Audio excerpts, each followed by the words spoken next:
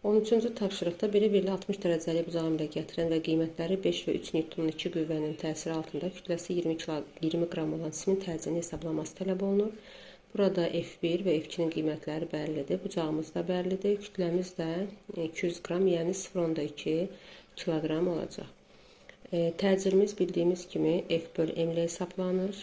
M-imiz 0,2-dir, lakin qüvvəmiz yoxdur və bu qüvvələr bir-biri ilə 60 dərəcəlik bir bucaq yaradır və bunu kosinuslar teoremi ilə təyin edə bilərik. Kökün altında F1-in kvadratı, üstə gələk F2-nin kvadratı, iti bucaq olarsa, üstə gələk 2 F1 vur F2 kosinus alfa olacaq. Və yerinə qoyub hesablasaq, F1-imiz 5-in kvadratı 25, üstə gələk 3-ün kvadratı 9, üstə gələk 2 vurulsun 5 vur 3, kosinus 60, sinus 30-dur, yəni 2də 1 olacaq.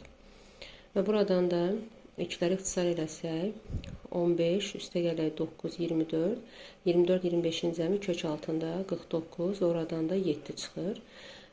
Gətiririk, qüvvənin yerinə 7 yazsaq, olacaq 35 metr bölünsün saniyənin kvadratı.